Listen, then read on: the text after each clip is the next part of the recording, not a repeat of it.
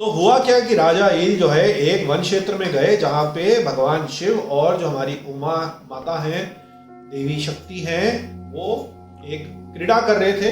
और उस क्रीड़ा में क्या था कि भगवान शिव ने एक स्त्री का रूप धारण कर रखा। तो होता क्या है कि जब वो राजा होते हैं और वहां उनकी सेना जाती है तो उस एनर्जी क्षेत्र में, उस पर्वत क्षेत्र में उनका रूपांतरण हो जाता है। वो पुरुष से वो भी स्त्री बन जाते हैं, क्योंकि उस समय क्रीड़ा कर रहे होते हैं शिव जी और वो उन्होंने स्त्री रूप धारण कर रखा। ओम नमः शिवाय मेरे प्यारे शिव भक्तों। नवग्रह की सीरीज में आप जानते ही हैं कि हम बुध ग्रह को कवर कर रहे हैं। आपने इंट्रोडक्शन की फर्स्ट, सेकंड और थर्ड वीडियो तो देख ही ली होंगी। अगर नहीं देखी तो पहले वो वीडियो देख लीजिए। आज की वीडियो में हम शुरू करते हैं बुध ग्रह की रेमेडीज, जिसमें जिसका बुध ग्रह खराब है तो उसको कैसे पैसिफाई करें, कैसे शांत करें, ताकि वो बुरे जो आपको असर दे रहा है वो कम से कम हो। और जिनकी हॉरोस्कोप में पहले से ही अच्छा बुध है और वो उन्हें लाभ दे रहा है या मीडियम क्वालिटी का बुध है, उसको बूस्ट कैसे करें ताकि जो आपको लाभ मिल रहा है वो कई गुना ज्यादा आपको मिले। तो चलिए वीडियो को आगे बढ़ाते हैं और एक एक करके इसको समझते हैं। तो मेरे प्यारे शिव भक्तों, डिटेल में आज हम जल्दी जल्दी किस चीज की चर्चा करेंगे ये आपको पहले बता दूं।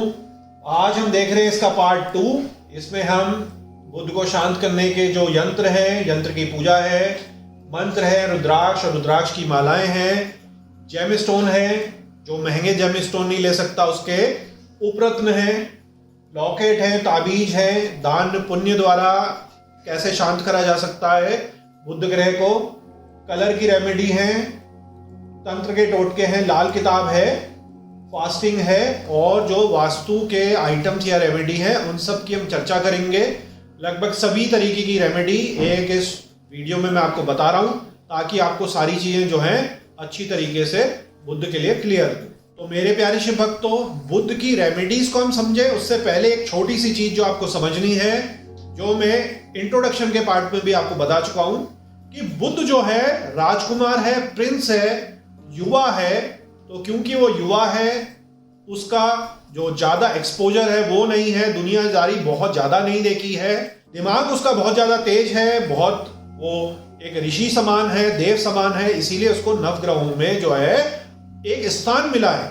लेकिन वो होने के बावजूद भी ये माना जाता है कि यदि आपके हॉरोस्कोप में, आपकी कुंडली में बुध ग्रह अगर किसी क्रूर ग्रह के साथ बैठा है, किसी अच्छे ग्रह के साथ बैठा है, तो उसमें वो उससे मिश्रित, उसके जैसे जो है वो फल देगा। मान लीजिए वो किसी ग्रह के साथ बैठा है तो क्योंकि वो बड़ा ग्रह है उससे, तो उससे इन्फ्लुएंस हो जाएगा। तो यही इस प्रेजेंटेशन में मैं आपको वीडियो में बताने की कोशिश कर रहा हूं कि ये क्योंकि एक जो है यंग प्रिंस है, इसलिए ये बहुत ही जल्दी इन्फ्लुएंस हो जाता है। किससे इन्फ्लुएंस हो जाता है? अपने आसपास के सराउंडिंग से, अपने आसपास के साथ बैठे हुए ग्रहों से, या जिस पर उसकी किसी ग्रह की पूर्ण दृष्टियां पड़ रही हैं। तो जैसे कि अगर वो सूर्य के साथ, अच्छे ग्रह के साथ बैठा है तो अच्छे फल देगा। उसी की जगह यदि वो किसी क्रूर ग्रह के साथ बैठा है या क्रूर ग्रह की उसके ऊपर दृष्टि है, तो उसके इन्फ्लुएंस में होके वो जो है खराब ग्रह के जो है लक्षण देगा, स्पेशली यदि आपका मरकरी वीक है या कुपित है। तो इन्वायरमेंट का आपको हमेशा ख्याल रखना है कि जब बुध की दशा, महादशा, अंतर्दशा चल रही है तो आप अच्छी संगति में रहें, ताकि आपको अच्छे ही रिजल्ट मिले। बुरी संगति में जो है, जो बुध उससे प्रभावित होकर बुरी चीजों में बहुत जल्दी पड़ जाता है, जैसे चोरी, जैसे गैम्बलिंग, लॉटरी सट्टा, पर स्त्रियों से जो संभोग वगैरह है, अलग तरीके के इश्यूज, ड्रग के इश्यूज, ये सभी कुछ बुध जो है ये करवाता है और इसके कारण आपकी समाज में बदनामी, प्रतिष्ठा की हानि भी होती है। तो इस तरीके से सात्विक जो प्लैनेट्स हैं मैंने आपको बता दिए, जैसे जुपिटर, सन, ये अच्छा रिजल्ट देंगे। और जो आपके तामसिक हैं, जैसे मार्स है, सैटर्न है, राहु है, केतु है। मार्स जबकि वो एक खराब कंडीशन में है तो वो आपको जो है नेगेटिव इफेक्ट अपने इन्फ्लुएंस से देंगे। तो आपको ये हमेशा बुध के लिए अपने जीवन में याद रखना है। तो हर बार की तरह अलग अलग रेमेडी मैं आपको बताऊंगा, ज्योतिष के अनुसार, लाल किताब के अनुसार, तंत्र मंत्र, दान पुण्य टोटके सभी कुछ मैं आपको बताऊंगा। सबसे पहले लेकिन जो सबसे पावरफुल है वो है लॉजिकल सेल्फ कंट्रोल। हर प्लेनेट में आपका अपना सबसे बड़ा हाथ होता है कि हम अपने जीवन को अपने सेल्फ कंट्रोल द्वारा, अपनी विल पावर के द्वारा, मेडिटेशन के द्वारा उसको कंट्रोल करें। तो सबसे पहले उसी की चर्चा करते हैं कि हमें हर कंडीशन में भी अवॉइड करना है अनसोशल होना, इम्पोलाइट होना, अनपॉलिश्ड होना। हमने कुछ भी ऐसी बात अपने मुंह से नहीं निकालनी है जो कि बहुत ही क्रूड हो, रॉ हो, किसी को बुरा लग जाए, किसी पे भद्दे कमेंट हो जाए, इस तरीके की चीजों से हमने बचना है। हमने हमेशा सुनना है, माइंडफुल कम्युनिकेशन करना है, पॉज बिफोर स्पीकिंग। कुछ भी मुंह खोल के फट से नहीं कह देना, क्योंकि कई बारी बिना सोचे समझे आप कुछ भी बोल देते हैं और वो एक तीर की तरह होता है कि तीर अपने उससे छूटा कमान से तो बस वो लग गया, बीच में आप नहीं रोक सकते। इसी तरह आपके मुंह से कुछ अनाप शनाप निकल गया या कुछ कमेंट आपका हो गया तो फिर वापस नहीं आएगा कि आप कितने भी सॉरी कर ले, और इसके कारण आपको अपने जो पर्सनल जीवन है या जो आपका बिजनेस है, जॉब करियर है, उसमें काफी नुकसान जो है झेलना पड़ सकता है, डिफॉर्मेशन जो है झेलनी पड़ सकती है। इसी में ही आप अपने थॉट्स को ऑर्गेनाइज करिए, टास्क को प्रायोरिटाइज करिए, टाइम मैनेजमेंट करिए, अपने गोल्स को क्लियर रखिए और टाइम की ब्लॉकिंग करिए, क्योंकि जब आपका बुद्ध जो है खराब होगा तो आपका टाइम भी बहुत ज्यादा वेस्ट कराएगा। कंफ्यूजन के साथ साथ इधर से उधर उछालने के साथ आपको गॉसिपिंग की आदत लग जाएगी, गप्पे मारने की 2-2, 4-4, 5-5 घंटे। चाहे आप ऑफिस में हो वहां भी आप गॉसिपिंग करेंगे, घर में हो, दोस्तों में हो, फोन में हो, इंटरनेट में हो, पढ़ाई के दौरान भी आपका यही हाल होगा। तो ये गॉसिपिंग जो है इससे आपको बचना है, ये अति कम्युनिकेशन से आपको बचना है। आपने मेंटल एक्सरसाइज करनी है, ब्रेन पजल्स को आपने सॉल्व करना है, जैसे सुडोको है, चेस आप खेलना शुरू कर लीजिए, कोई भी पहेलियों को आप सॉल्व करिए, लॉजिकल एप्टीट्यूड वाले आप क्वेश्चंस को सॉल्व करिए। इससे जो है आपका जो मन है उसमें स्थिरता आएगी। जो मरकरी के कारण आपकी वीकनेस हो गई है, लॉजिक आपको नहीं समझ आ रहा, एक जगह मन नहीं लग रहा है, आपका पजल में डिफरेंसेस में नहीं आ रहा है, तो वो बारीकी आपके दिमाग में आएगी, आप में ठहराव आएगा और आप कॉम्प्लेक्स चीज़ों को, एनालिटिक और मैथमेटिकल चीज़ों को, उसमें थोड़ा सा आपका इम्प्रूवमेंट हो जाएगा। तो ये आपको अपने जॉब में, बिजनेस में और पर्सनल लाइफ में भी फायदा देगा। आपने मेडिटेशन और डीप ब्रीथिंग करनी है जब भी आपका खराब का मरकरी है। तो ये दो चीजें हैं कि आपने मेडिटेट करना है ताकि ठहराव आए, डीप ब्रीथिंग करनी है, तो इसको आप यूज करिए। इमोशनल रेगुलेशन आपने करना है इमोशनली, क्योंकि आप बहुत ज्यादा डिस्टर्ब होंगे कम्युनिकेशन की वजह से अपने रिलेशनशिप में, तो वो आपने सही ढंग से कम्युनिकेशन पे कंट्रोल करना है। और इमोशनल जो आउटबर्स्ट है उस पर भी आपको कंट्रोल करना है, क्योंकि उसके कारण आपका कोई गलत फायदा भी उठा सकता है, आप भावनाओं में बह सकते हैं। और ये बुध आपको और ग्रहों के साथ मिलकर करवाता है, तो उसमें आपको बिल्कुल जो है अपनी शक्ति रखनी है, अपने आप की विल पावर जो है वो बढ़ानी है और क्लियर कट, साफ सुथरा, सात्विक जो है आपने कम्युनिकेशन, बोलचाल करनी है। आप मरकरी को बूस्ट करने के लिए जो आपके ब्रेन बूस्टिंग फूड्स हैं, जो खाने हैं जिनको माना जाता है कि आपका दिमाग तेज करता है, उनको आप ले सकते हैं। इसमें कुछ जड़ी बूटियां भी हैं, अगर ओरिजिनल आपको मिले उसमें। जैसे आपको मैं बता दूं कि ब्रह्मी है, हमारे हिमालयन क्षेत्र में होती है ब्रह्मी वटी, बहुत ही ज्यादा फेमस है। कोशिश करिए कि ब्रह्मी को मंगवा के खुद ही घरों के गमलों में आप उगा लीजिए, गार्डन में उगा लीजिए, गमले में भी वो उग जाती है, और उनको ताजी पत्तियों को खाएं तो वो सूखे चूरन से या कैप्सूल से ज्यादा अच्छी रहेंगी। और किसी कारण नहीं हो पाता तो आप उसका चूरन या कैप्सूल भी कर सकते हैं। यहाँ तक कि हमारे हिमालय क्षेत्र में उसको सुखा हम लेते हैं, उसको ड्राई कर लेते हैं और रात भर उसको हम पानी के ग्लास में भिगा कर रखते हैं और सवेरे उसको वैसे ही चबा लेते हैं। उसमें भी आजकल अलग अलग प्रजातियां, वैरायटियां हो गई हैं। आपको हल्की कसैली वाली उसको लेनी है जो ओरिजिनल है। इसी तरीके से शंख पुष्पी भी एक है, शंख पुष्पी का भी आप जो है प्रयोग कर सकते हैं। तो ये मैंने आपको ब्रेन बूस्टिंग फूड्स बता दिए। मरकरी अगर वीक है तो उसको आप यूज करिए। Limit distraction, digital detox, digital चीजों से थोड़ी दूरी बनाइए, स्पेशली उसमें जिसमें बहुत जल्दी जल्दी टप्पे खाने हैं। जैसे YouTube का लॉन्ग फॉर्मेट है, कोई आपका लंबी मूवी चल रही है, डॉक्यूमेंट्री चल रही है जिसमें आपको टिक के बैठना है 1-2 घंटे 3 घंटे, वो परफेक्टली फाइन है क्योंकि उससे आपको ठहराव आ रहा है। लेकिन 10-10, 20-20 सेकंड के शॉर्ट्स और रील्स जो हैं, इनसे आपने बचना है। टोटली भी आप कम करिए और ऐसे छोटे फॉर्मेट से थोड़ा सा आप बचिए, क्योंकि उसका मन जो है आपका मरकरी का और ज्यादा भटकाव होगा। अगर आपके पास पॉसिबिलिटी है, कई सारे मेट्रो में तो नहीं हो पाएगी क्योंकि फ्लैट में रहते हैं या शहर में रहते हैं, वहां तो दूर दूर तक कहीं घास नहीं है, लेकिन जब भी मौका मिले, संडे को मौका मिले या कभी मौका मिले, तो आपको जो धूप है हमारी दूरवा है उस पर नंगे पैर चलना चाहिए और कोशिश करिए कि वो थोड़ी सी अर्ली मॉर्निंग की भीगी हुई हो, जिसमें ड्यू पड़ी हो, तो और भी ज़्यादा बेटर है।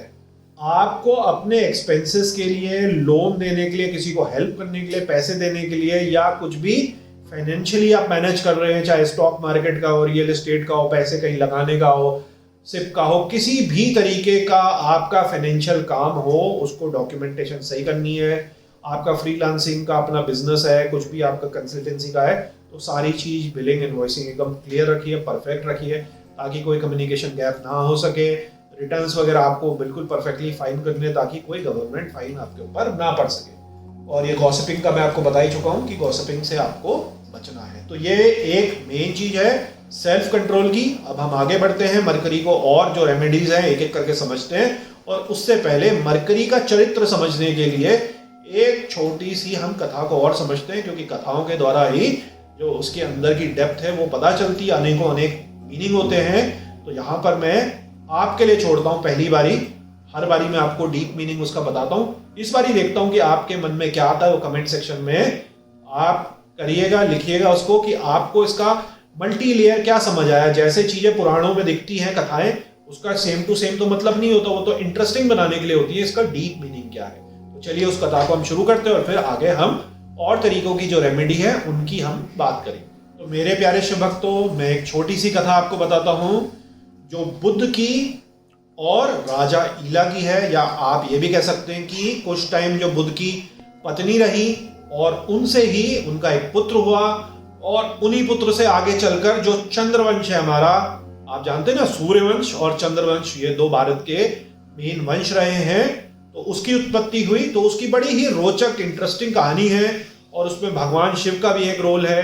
तो वो सब चीजें क्या हैं वो मैं आपको समझाता हूँ। अलग अलग इसके वर्जन हैं, अलग अलग पुराणों में अलग अलग कथाएं हैं, तो एक मैं लेकर कॉमन कथा आपको बता रहा हूँ ताकि आप समझ सके, अंदर की चीजें आपको थोड़ी सी क्लियर हों कि बुद्ध का जो है, यदि आपके जीवन में एक मेन प्रभाव है तो आपका किस तरीके से क्या माइंड होता है, क्या चलता है, क्या साइकोलॉजी होती है, तो उसकी हम छोटी सी चर्चा करते। तो देखिए, बहुत पहले एक वालिक क्षेत्र में कुलपति कर्दम के पुत्र थे राजा ईल। ये तो स्त्री बनने के बाद ईला हुए, तो राजा ईल थे जिन्होंने संपूर्ण पृथ्वी पर अपना अधिकार कर रखा था, और वो महायशस्वी राजा थे, दानशील थे और अपनी शक्ति के लिए प्रसिद्ध थे। बहुत ज्यादा उनमें पावर थी, और उनकी पावर के कारण उनका जो यश था, पराक्रम था, उससे देवता, दैत्य, नाग, राक्षस, गंधर्व, यक्ष सभी भयभीत रहते थे और उनकी पूजा करते थे। और इतने पावरफुल होने के बाद भी उन्होंने कुछ गलत काम नहीं करा। लोग जरूर डरते थे, भयभीत होते थे कि ये कुछ बहुत ज्यादा दंड ना दे दे या कुछ बड़ी बात ना कर दे, लेकिन उन्होंने ऐसा कभी नहीं करा। वो अपने धर्म और नीति से कभी विचलित नहीं हुए। एक बारी क्या हुआ, वसंत ऋतु में राजा ईल जो थे अपने सेना के साथ आखेट के लिए एक सुंदर से वन में गए, और वन में उन्होंने वहां पे हजारों मृगों का शिकार किया, हिरणों का शिकार किया, और यही नहीं, अन्य भी कई सारे पशु जो हैं उनका आखेट करा। तो यहाँ पर आपके लिए एक पॉइंट आ गया डीप, राजा ने इतना सारा आखेट करा, और किस क्षेत्र में करा? ये क्षेत्र था जहां पे कार्तिकेय का जन्म हुआ था, एक वन क्षेत्र था ये, जो भगवान शिव के पुत्र हैं। तो बहुत सारे राजाओं ने इस तरीके के आखेट वगैरह करे, पहले तो होते ही थे, और उनके कर्म भी भुगते। तो हुआ क्या कि राजा ईल जो है एक वन क्षेत्र में गए जहाँ पे भगवान शिव और जो हमारी उमा माता हैं, देवी शक्ति हैं, वो एक क्रीड़ा कर रहे थे। और उस क्रीड़ा में क्या था कि भगवान शिव ने एक स्त्री का रूप धारण कर रखा था। तो इस तरीके का वो एक गेम कर रहे थे। अब जब भगवान शिव ने स्त्री का रूप धारण कर रखा है, तो उनकी माया से, भगवान शिव की शक्ति से, तो ऑब्वियस ही बात है कि आसपास का जितने भी पशु थे, जीव जंतु थे, सारे के सारे जो हैं स्त्री में कन्वर्ट हो गए, क्योंकि वो क्षेत्र की ऊर्जा उस समय क्रीड़ावश ऐसी थी।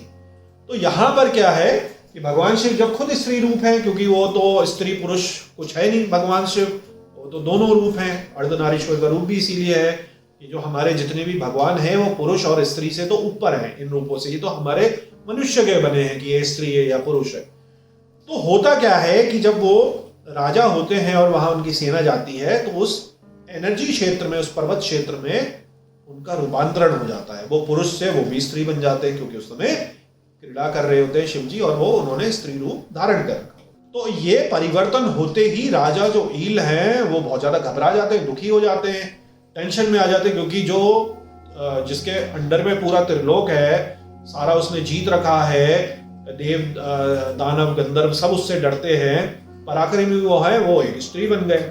यूजुअली तो यही देखा जाता है, जबकि हमारी सबसे शक्तिशाली तो आदि शक्ति है, लेकिन माना यही जाता है कि स्त्री जो है वो वीक रूप है। तो उनको ऐसा होता है कि ये तो बड़ा गलत हो गया और वो घबरा जाते। अब वो क्या होता है, भगवान शिव और देवी उमा की शरण लेते हैं, क्योंकि वो समझ जाते हैं कि ये जो हो गया है ऐसा, ये शिव जी की कुछ लीला है, आदि शक्ति की कुछ लीला है। तो वो वहां से कैलाश की तरफ जाकर उनसे विनती करते हैं। तो भगवान शिव उनको टालते भी हैं, वो पार्वती जी से रिक्वेस्ट करते हैं, फिर कुछ इस तरीके का होता है कि उनको वो कहते हैं कि चलो ठीक है, इसका उपाय हम कुछ करते हैं। तो शिव जी उनको वरदान देते हैं, मतलब शिव जी और आदि शक्ति वरदान देते हैं कि वो 1 माह तक स्त्री और दूसरे माह तक पुरुष रहेंगे। और जो देवी उमा है वो ये भी कहती हैं कि जब तक वो पुरुष रूप में रहेंगे उन्हें स्त्री की कोई बात ही नहीं याद होगी, और जब वो स्त्री रूप में होंगे तो उनको पुरुष की कोई याद नहीं रहेगी, वरना तो बड़ा ही ज्यादा कंफ्यूजन हो जाएगा। आप खुद सोचिए ना कि कोई एक इंसान है, उसको चलिए कोई अभिशाप मिल गया या वरदान मान लीजिए, कई लोग अभिशाप मान सकते हैं, कई लोग वरदान मान सकते हैं कि दोनों शरीरों में आप जी रहे हैं, तो इससे बड़ा क्या हो सकता है। लेकिन अगर दिमाग भी आपका चले तो अभी आप स्त्री रूप में स्त्री आपने कर्म करे और आपको फिर अगले महीने पुरुष है और आपको याद सारी है, तो बड़ी कॉम्प्लिकेशन पैदा हो जाएंगी। तो ये भी उसके साथ वरदान के साथ अटैच करा गया दूसरा कि आप भूल जाएंगे, तो इस तरीके से स्मृतियां आपको नहीं रहेंगी। तो यहां तक की कथा मैंने आपको बता दी। अब क्या होता है कि राजा जो ईल हैं वो हर माह स्त्री, अगले माह पुरुष, फिर स्त्री, फिर पुरुष, ऐसा जीवन उनका चलने लग गया। तो जब वो स्त्री होते थे तो अब वो सैनिक वैनिक भी आपको पता है कि उनके साथ सैनिक भी कन्वर्ट हो गए थे। तो वो एक वन में क्रीड़ा करने के लिए गई अपनी सखियों के साथ, जो राजा ईल थे। अब उनको ईला हम कहें तो ज्यादा अच्छा है। तो यहाँ पर ईला ने देखा कि एक बहुत ही तेजस्वी जो है, ऊर्जावान जो है, एक ऋषि जो यंग है, कांतिवान है, यौवनपूर्ण है, वो तपस्या कर रहे हैं, उनका जो तेज है चारों तरफ फैल रहा है। तो जो बुद्ध हैं, आपको पता ही है कि तारा और चंद्रमा के अवैध संबंध कह सकते हैं, उससे उत्पन्न हुए थे।